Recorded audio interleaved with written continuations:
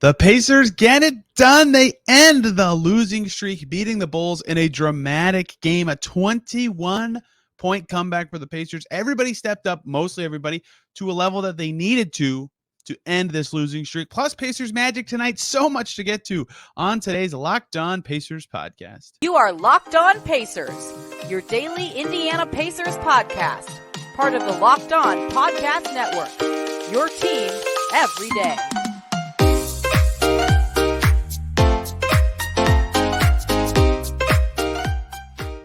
Welcome in to another edition of the Locked On Pacers podcast, where we, of course, talk about the Indiana Pacers. As always, my name's Tony East. I cover the team for Forbes and SI, and today, finally, the Pacers get it done. They get over the hump. They do not lose a game. They hold on to a late lead, unlike what they did against Atlanta. They were able to hit some clutch shots, unlike what they did in Phoenix.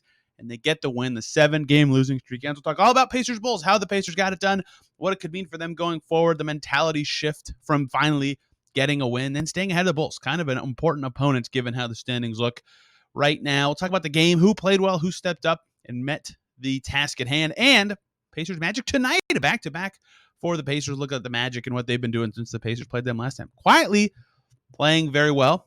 Quick note for you YouTube watchers, or if you're listening, I'm in a different room than normal because there's guests here. So if it looks different, if it sounds different, apologies. It'll all be back to normal tomorrow. But what was also back to normal, the Pacers getting a win, ending the losing streak big time. Much needed to win, right? I asked a couple guys that framing of question after the game. You know, not only did the Pacers win, they came back from 21 down. Like, they could have phoned it in and said, we got a back-to-back. You know, let's just think about tomorrow, right? Miles even said that, like, you know, when he was on the podium, he's like, that's a thing that some other teams would be thinking. And I thought that during the game. When they went down 20, I thought, it's over. They lose. And they didn't. They stayed with it.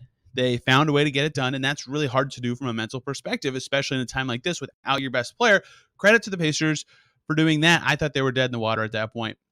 But ends the 7-game losing streak, keeps them ahead of the Bulls. It keeps them in the tiebreaker race with the Bulls. All stuff that could matter by the end of the season. We'll see what direction this team ends up heading. But a really big win for the Pacers. And I think the way Buddy Hield described it was basically perfect, right? First, he said, we needed it. Then he said it was a really good win. And then he said, we need a fresh start, right? That win allows them, even if they lose a couple in a row, just flush the feeling of like, ugh, we can't win. We cannot get over this hump without Tyrese. We're stuck where we are.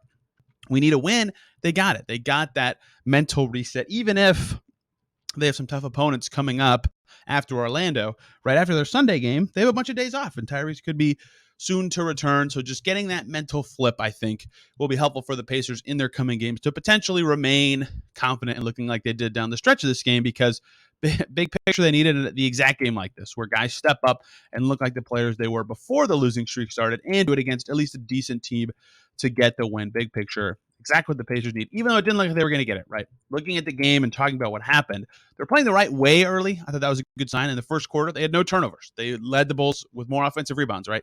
They took more shots. They were playing the possession game. I've been stressing that a lot for this team. They need to do that. Now, some of that was because they missed a lot more shots, so they had more offensive rebounding chances, and they were still down by 10, but the process was good, even though they were getting killed.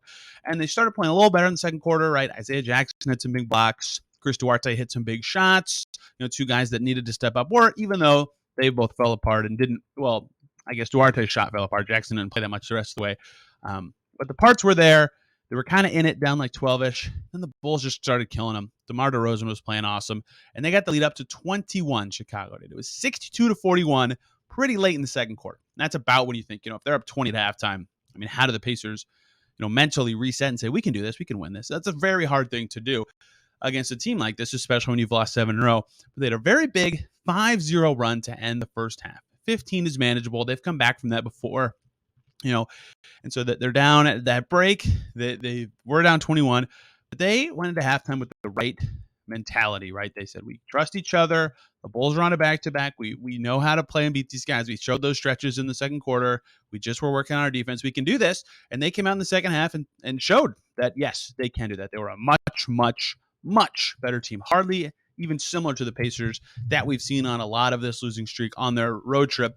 That just happened, right? They come out in the third quarter, and Miles Turner looks fantastic. He was sticking it to Vucevic in the post, making smart decisions with the ball. around the basket. And I do this thing at halftime of most home games.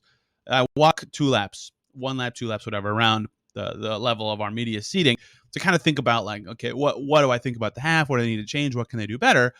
And this one was weird because McConnell was driving a lot. Mathurin was driving a lot. They were being aggressive. I thought they had the possession battle thing going in their favor. I thought, if that isn't working, the things that I think are important, the things that they've been saying are important for them to establish our identity. What else can they do? What is the next adjustment for them to get an advantage? And I thought I was looking over the balcony at like where the fans walk in. I thought maybe they can kind of play through the post, see if that gets them anything in this half, because the Bulls defense isn't good enough to necessarily be like flying around or be prepared for that kind of change all of a sudden. And look at that. Playing through Turner was the key change that ignited the Pacers in this game. He was awesome again. Kicked Vucevic's butt, hit a huge step back three in the third quarter, pulled the chair on him, and then dunked on the next possession. That was like momentum shifting, not only for him, but for the Pacers. He scored 16 in that third quarter. That was huge. TJ McConnell was huge the entire second half. He's been really big recently, I think. Putting him in the starting lineup, brilliant decision from Rick Carlisle, because he is the closest thing the Pacers have to Tyrese Haliburton's style in terms of speed, driving, and creating shots.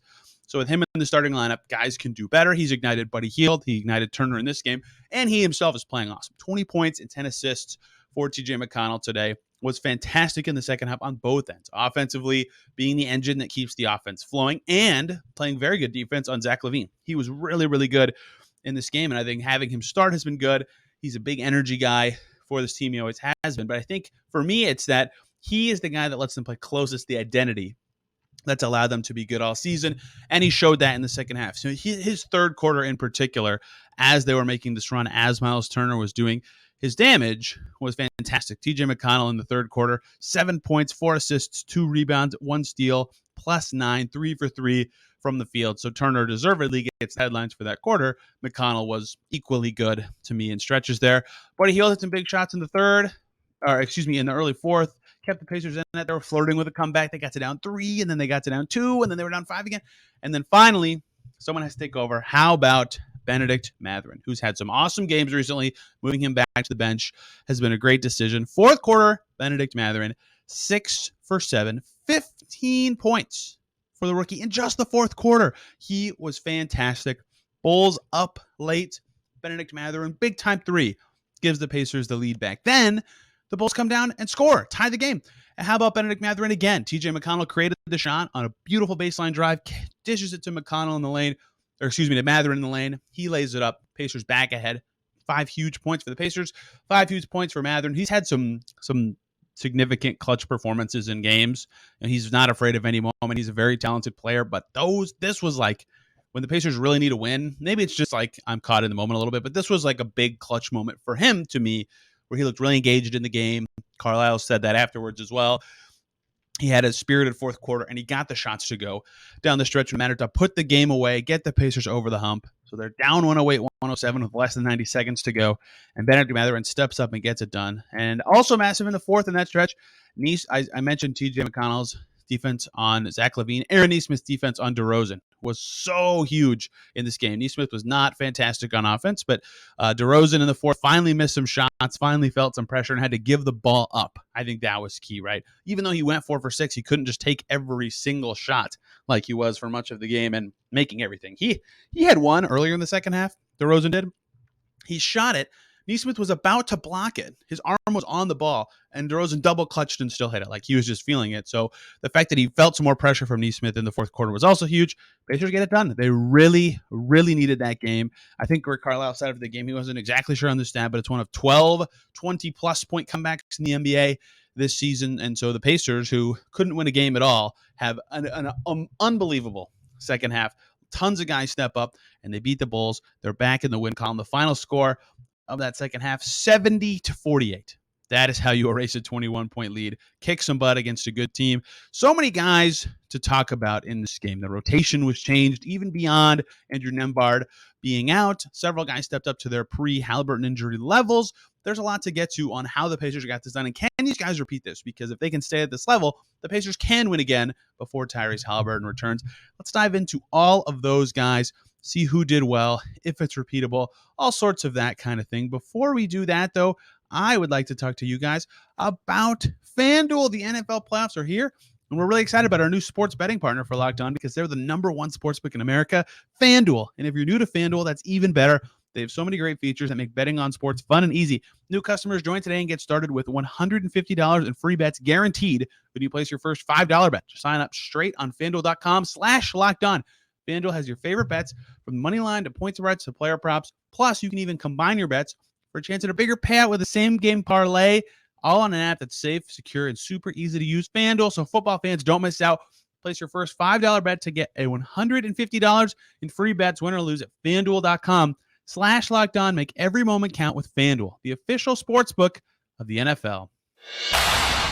Back here on Locked On Pacers. Thanks for making us your first listen today and every single day. For your second listen, Locked On Bulls obviously is the way to go. You heard from Pat, the designer, on this show yesterday, plus Hayes. They do a great job covering the Bulls, and bad loss for the Bulls. They had some momentum. They have a road trip coming up. They could have used this one. Some rough body language from the Bulls team in the fourth quarter of this game. DeRozan had a couple moments where he just looked very flustered, very frustrated with the Bulls team in the way this game went. How could you not? Blowing a 21-point lead obviously hurts when your team has some momentum and has made a little bit of a push. Tough one for Chicago, and they could not get it done. But we're talking about the Pacers here, who had a fantastic second half to get the comeback is. And when I was thinking, what I typed is, I said this in the first segment, guys play it at their pre-losing streak levels in the second half, and did it without Tyrese Haliburton. And some guys have done this in spots during this losing streak, during this stretch, but this was the first time it happened with a lot of guys kind of at the same time. And I want to talk about who stepped up, what they did, and is it something that's possible for them to continue to do? And I would like to lead with Miles Turner, who found a groove on both ends, right? They needed every single thing they got from Miles Turner in this game. It was a +5 and a 6-point win, 26 points for Miles Turner, 21 shots. That led the team. That part is a little high, but if they need it, they need it. And the Magic are a tough team to play in the post through, but these kind of performances from Turner, even against other teams they play before Haliburton returns, will be crucial. To have him be that versatile big that he was earlier in the season when he was looking his best he ever has. That 30-point game he had right when he himself returned from injury in Milwaukee, right? He was fantastic in that game. They almost won because he was at his best, right? When he looks good, this Pacers team certainly looks better. He's having the best season of his career. They need more games from him like this, and some of it's just the shots falling, obviously, but Rick Carlisle said after the game, they added some new actions to kind of get him the ball in certain spots in the post, and it certainly looked good and effective in this game, right? He was really, really good in that third quarter, punishing Vucevic on both ends, being the big man threat around the basket that he always is, even with no blocks. He had one, but it's not about that all the time. I mean, it's beating a dead horse, but he stepped up in a really, really huge way.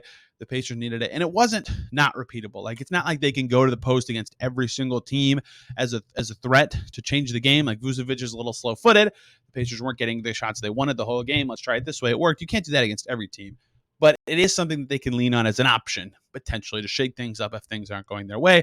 Miles Turner, really impressive game. They needed that. And diagramming new actions for him is, of course, really big because he took advantage of those opportunities, right? Had he not, that's no longer something they could immediately lean on or just say, yes, let's do this again. Buddy Hield's had some off nights during this losing streak, as everybody knows, right? 2 games with no made threes. Had not happened to him all season prior to this losing streak. Some's not playing with Haliburton. Some's just missing good shots. It is what it is. He was big in this game. 4 more threes hit for Buddy Hield. He had 19 points and 5 rebounds and 4 assists and 4 steals and 3 blocks. And the game-saving tip to get a steal for the Pacers when the Bulls had their last chance to maybe tie the game late. He tips an inbounds pass, and the Pacers get a steal and ultimately put the game away. Huge plays he made. I think playing with TJ McConnell has reignited him and given him the right situation to be the Buddy Hield, closer to the Buddy Hield that existed before Tyrese Haliburton's injury. Definitely repeatable. I think he can be this guy. He was this guy. In Phoenix, he got 4 threes to go down. He needed it. He was in a really good mood after the game. I think that what they've got him doing now with McConnell starting 5 is perfect. He can play faster, right? That is perfect. And speaking of McConnell, wow, has he been good recently? I mean, it's hard to undersell. He has been the guy, to me, on the whole team. Most guys have not played well. That's why you've lost 7 games in a row. Some guys, though, have done okay or good, even compared to expectations for what you'd expect from this team heading into a stretch without your best player, or just looking back at their losing streak. The player farthest above expectations, it has to be TJ McConnell. I mean, I don't know how you can answer with someone else, right? 29 points in Milwaukee almost got them that win. That would have been huge for their season, right? That would have been huge for this stretch. Was really good in Phoenix, triple-double. Almost win that game, right? He was huge there too. Really good in this game again, 20 and 10. He's not only finding his little fadeaway thing again, which means he's defended a little different around the basket. His passing's good. He's penetrating. He's playing fast, which they need. He's doing it in a lot of minutes, 40 minutes in this game. Andrew Nembhard was also out. He was their only point guard option. We'll talk about what they did a little bit later in this segment because their rotation was changed, but they've needed him to be everything and more, and he's been everything and more. He's been, to me, maybe their best player during this losing streak, and he showed it again in this game. Just fantastic performances. The two guys who are part of the rotation change, we'll talk about them before talking some more about Benedict Mathurin did. Number one, Trevelin Queen. Get some kind of point guard minutes, which was fascinating. They had to do something with no Halliburton, no Nembhard. You can't just not run a one out there. So for stretches of the second and first quarter, the backcourt was Trevelin Queen, Buddy Hield, and I think Chris Duarte. For a couple of minutes, it was Queen, Mathurin, and Hield as well. So they were ball handler by committeeing it. But Queen did fine. They played his 6 minutes even. He missed all three of his shots, but 1 rebound, 1 assist. Like he fit in just fine. He still looks comfortable out there. He's done fine filling in when they needed guards during this stretch. So I don't know if he'll be in the rotation forever, but if Nembhard remains out tomorrow night, you'd presume he would get another crack in the rotation. The fact that a two-way guy can just be fine is exactly what they need. My bar for two-way players usually is like what Brian Bowen did, right? When he started in Chicago on his last eligibility day, and they win. A couple years ago. If a two-way guy can help you and play a role for 1 win every season, I think that is a success. Kendall Brown already had his in Golden State. Trevelin Queen's, this was the first win they've had with him, I think, all season, but has certainly gotten close to meeting what I think the expected value of wins for a two-way player is. Now, that's not all the two-way players do, but just from a winning perspective, that's huge. The other rotation change, O'Shea Brissett, 0 minutes, did not play, coach's decision. And if you look at O'Shea Brissett's January, his 2023, his last 10 games, 31.1% from the field, 21.4% from three, 5.5 points, 4.4 rebounds per game, struggling to put the ball in the basket. Rick Carlisle's rotation's fluid. You need some stocky guys against this Bulls team who runs out Vucevic and Drummond and Derek Jones Jr., Patrick Williams, like stocky dudes in their front court. Terry Taylor gets those backup 4 minutes. He hasn't played significant rotation minutes in a while. He's gotten some rotation minutes of late, but significant. Terry Taylor, 20 minutes in this game. 5 made shots, 4 offensive rebounds, as Terry Taylor does. He had 11 points, 4 rebounds, and an assist. He played a pretty good game, and defensively he was solid as well. That was a significant change in the rotation in terms of skill set, size, all sorts of things, and he played pretty well, to his credit. We'll see if they continue to lean on that or if it was matchup dependent in this game. We couldn't get in as many questions post-game today because Pacers have to fly to Orlando later last night compared to when they normally fly because of weather and things like that. So either way, Terry Taylor in the rotation. We'll see if that's something that continues going forward. But both of those guys, Queen and Terry Taylor, playing a different role with Nembhard out as well, did a great job. And of course, Benedict Mathurin was awesome in this game. And he's been awesome for their last couple games. Moving to the bench helped him, right? And Rick Carlisle has always said this. He says, when we ask, hey, do you think Mathurin should start? When have you thought about this? What makes sense? He says, he's better off the bench. Why would I start him, right? And some of this is his fit with Hield is not very good. I talked about that last week. Some of it is he's going against different competition. Some of it is, though, and this is the big one, he gets more usage and touches with the second unit compared to the starting 5, especially when Halliburton plays. But, looking at his game log, he, in their first game without Halliburton, who they were missing some other guys as well. If you'd like to go back in time, Neesmith missed that game against Atlanta. Turner did as well. He played a bunch of minutes and was pretty good. 26 points in that game and played 39 minutes. Then against Memphis, he played 23 minutes. Against Milwaukee, he played 28 minutes. Against OKC, he played under 23 minutes, right? His minutes were kind of dwindling. The Pacers were losing. This wasn't working. So they move him back to the bench.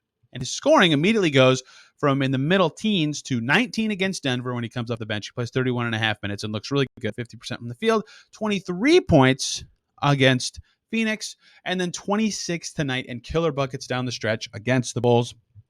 It just works better for him in this team right now, for him to come off the bench, and he showed it again in this game. He was awesome. He looked really into the game. Carlisle talked about that after the game, that he was vocal in timeouts in a way that he hasn't been all the time this season. He was really into it, looked really killer, and put away the Bulls down the stretch. And the huge plays are up there in the moments of his career. They needed it so much, and the Pacers had a ton of big moments in the third quarter as well. between, a Terry Taylor dunk, a Neesmith block, a Miles Turner step back three, a TJ McConnell jump ball, all sorts of these little moments combined with Mathurin's good play down the stretch were huge, huge, huge for the Pacers in this game. So I think they've got guys in the right position. I think Mathurin can keep repeating this. He obviously has 3 games in a row. So between Hield, Turner, and Mathurin, they might have found something for the remainder of the Halliburton-less time. McConnell's been great. Can they keep the stretch going? That's huge. Beating the Magic, getting them back to 500, even if you're a few games under 500, you can live with that, I think, if you're the Pacers, once you get your star player back. Last guy to highlight, Aaron Neesmith. His defense was so good in this game. They got stuff from everybody, and his contributions were all on the defensive end. He was a +1 despite missing every shot he took. 6 rebounds, 2 assists, 1 steal, 2 blocks. He played a bunch. He defended DeRozan as well as anyone could. DeRozan was so good, right? 33 points, 14 made shots, right? 33 points without hitting a 3 and only 5 free throw attempts. And he was a -9 because when he's in there and being shut down by Neesmith, it's hard for the Bulls to do everything else that they want to do as well as they can. It sounds crazy to say that Neesmith defended very well looking at DeRozan stats, but he really did. You got to watch the tape. Credit to the Pacers. They've got guys in the right spots. They've got a team succeeding, and it seems like they've kind of figured out what they need to do to keep winning until they get Tyrese Halliburton back, which is very important. Credit to the Pacers. They got it done in this one, and the losing streak is over. They can now start a new streak in either direction in Orlando on Wednesday. Speaking of, let's talk about the Magic. It's a back-to-back, so not a good time to have a Magic person on. We'll talk with Philip Rossman-Reich later this season, but I can look at the Magic and tell you what the Pacers need to do. Can they continue their streak? All sorts of things. And the Magic quietly, pretty good team right now on the floor. Let's talk Pacers Magic. Thank you, as always, for making Locked On Pacers your first listen today and every single day. For your second listen, check out Locked On Magic with Philip Rossman-Reich here, with the Magic are up to these days and why they're playing so well. Because I'm guilty of this. I think a lot of fans are guilty of this. Throw the Magic in the tanking group, right? Put them with Detroit, put them with Houston, put them with San Antonio, put them with Charlotte. They're in that bottom tier in the league, right? Let's look at the NBA standings since December 7th. The 9th best record in the NBA in that time belongs to the Orlando Magic, who are one of just a few teams with fewer than 10 losses since December 7th. 13-9 in the last month and a half, the Orlando Magic are. The only teams with a better record than the Magic since December 7th are the Knicks, the Celtics, the Heat, the Grizzlies, the Nets, the 76ers, and the Nuggets. The Magic ahead of the 3rd seed in the West. The Kings, they're ahead of the Cavs. They're ahead of the Bucks. They're ahead of so many good teams in this stretch, and they're way ahead of the Pacers, who are 11-14 since that stretch. In that stretch, Magic are playing well. Their record for the season does not tell their whole story because they started off really bad. I think that part is well documented, right? They had 2 wins for their first month of the season, but they've been pretty good recently. They're not a rollover team. They're not a slouch team. They're much different than the team that the Pacers beat twice in Cambridge earlier the season. If you remember those games, right, the first one was really close. 114, 113, back and forth battle. They needed everything they could get from every guy who played. And then the second one, the Pacers just rolled them over and beat them by 20 points. So that they looked good then. That was, I think, when the Pacers were at their best this season. They were like 5 games over 500 at the time. The Magic are better than that. The Pacers are worse now without Tyrese Halliburton. So,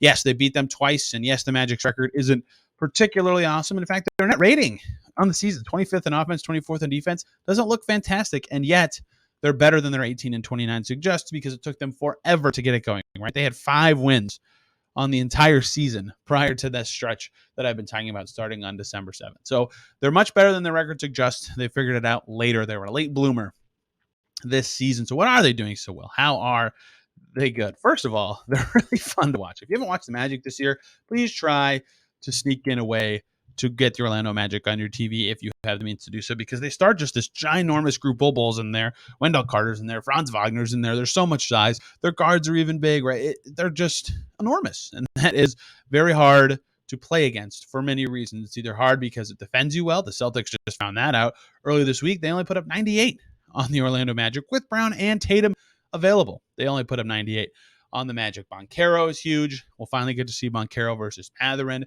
right? They just have all this size on the court at all times. Mo Wagner, Jonathan Isaac's back. They're a big team, and that makes them a hoot to watch, and that sort of sets the tone for the stuff they do well. Despite having a bunch of size that can defend in the paint or defend the rim, they don't foul that much, right? They're really good on the glass. That is the easy consequence of having size, is you can get rebounds. That's an easy thing to do and say, but they do it, especially the defensive glass. They're better on that side than the offensive side there. And they get to the line, which, with the long guys who can dribble past you, it's hard to contain them. They do a good job getting to the foul line, their free throw rate in the top 5 of the NBA this season, right? That's very impressive thinking about who's on the Orlando Magic. They're able to get to the line, add length into all that, right? Their defense is just interesting. It's unique. It's hard to break down. They've got arms everywhere. Their individual defense is good. So even though this team doesn't have a lot of shooters, right, in the bottom 5 and 3-point makes, 3-point percentage, all this stuff, like bottom 8 in 3-point percentage, bottom 5 and makes, they are still good. They've got enough length to survive, and they've got just enough offensive firepower to get by. Now, here's the thing about the Magic. They're really good individual defenders. They have the size. They're also a really young team, and really young teams that are learning to play together. They have a lot of new pieces. They have a newer coach. They've had a ton of injuries this year. Those kind of teams, that kind of situation, team defense can be a problem. So their individual defense is good. Their team defense, their pattern recognition, all that can be problematic. If the Pacers had Tyrese Halliburton, he could tear up a team like Orlando. In fact, if you look back at the first 2 meetings these two teams played, he did tear up the Orlando Magic, right? In the 21-point win the Pacers had, Halliburton had 18 points, 14 assists. He was special in that game, plus 13. He didn't even have to play that much down the stretch because they were up by so much. In the 1-point win, in the much closer game, he was also fantastic, right? 22 points on 16 shots, 14 assists, 2 steals, 4 rebounds, 3 blocks, plus 4 in a 1-point win, right? He is the exact kind of person who can read what they're struggling to do or what the actions will dictate will be open against Orlando and make it happen and beat the length. He's the kind of guy who do well in this game, but they obviously don't have him, right? So this one, starting at the top, what's the key thing? TJ McConnell. Can he continue to play well, put pressure on this Magic defense, make plays, read their defense, all that sort of stuff? Because again, their team defense is not particularly strong. Someone's got to carve it up, and TJ McConnell's been doing that. Of late, he's looked really good in that way. Magic give up pretty high number of assists, 26 per game. That's the 7th most in the league allowed. Again, team concepts do well against them. The Pacers absolutely have to lock into that kind of stuff. And the Magic themselves are not that good of a passing team, right? Because they've got a lot of good individuals who can put the ball on the floor, make stuff happen. They are not the best passing team themselves. So guys who are good individual defenders will be key in this game. Your Neesmiths, your McConnells, your Nembhard if he plays, your Turners, all those guys staying with their man, make the Magic distribute and play team basketball. It's hard to do, of course, for young teams. It's hard to do for any team. But if the Magic have to do it, it's much harder for them to win. It's going to be important for the Pacers' individual defenders to do well, especially because they don't have a lot of shooters on this Magic team, right? Squeeze in, make the court small, make their life hard, make it hard to make reads. And then you can subsequently get out in transition if they're turning it over, if they're struggling to set up the shots that they kind of want. They're 21st in turnovers per game, right? A lot of the profile of the Magic, despite having a ton of size to disrupt the way the Pacers want to play, kind of plays into the Pacers' hands if they can play their game. It's tough on a back-to-back with travel, but if the Pacers can get out in transition and kind of show the same stuff that they showed against this Bulls team, they could be set up well matchup-wise to do well against the Orlando Magic, who also don't defend the 3 the best. They give up 13.1 per game. That's the 5th most in the league. They allowed 38 attempts per game. That's the 2nd most in the league. They defend them well, the 5th lowest percentage allowed. But I think when you give up that many, there's some luck element to that. So guys like Buddy Hield, anyone who can knock down threes at a decent level will be huge, but particularly someone like Buddy Hield, if he can have another game where he's getting going, that forces the Magic to defend the line and rotate and all that. So I think the keys for the Pacers will be kind of playing their game. Play fast, keep the ball popping, get those threes going, be a threat in transition. They'll be all right if they can do those things. But basically, look, it's easy to say when you outscore a team 70 to 48 and a half. Do that, but do what they just did in the second half against the Bulls, and they'll be fine. And they can beat the Magic. They've already done it twice this season, although both teams will look different. But you can't sleep on them, right? Like I said, their record's good since December 7th. They're still a good disrupting team. They've got all this unique size everywhere they play. Such crazy lineups that they're such a fun watch. And I'm glad that fans will get to see a different style in this game. But the Pacers can win it, right? They can win it. They've got, like Buddy Hield said, a new mentality, fresh mentality to get this done. And they can do it. And it would be huge for them to win, even just to get back to 500 for one night, right? They still have some time without, Halliburton saying, I think, he's hoping for February. Okay, so he's going to miss. They play the Bucks on Friday, and then the Grizzlies on Sunday, and then they don't play for 3 days until those early February games. Right? Getting back to 500, beating the Magic, it's unlikely, but maybe you split those Bucks and Grizzlies games and you're 500 when Halliburton returns, or you're only 2 games under, right? At least if they win, they're guaranteed to be in playing positioning when he's back. Like all these positives that can come from winning this game. This is their most winnable game without him left. If they can get it done, That'd be huge for them. But we'll see tomorrow. We, of course, breaking this game down. Did the Pacers win or lose? What went right and wrong? All that sorts of stuff that we do here on Locked On Pacers and any other discussions relevant from the game or around the league. Thank you guys so much for listening. You can follow me on Twitter at TEastNBA or this podcast at Locked On Pacers. Hope everybody had a fantastic day. We will see you tomorrow.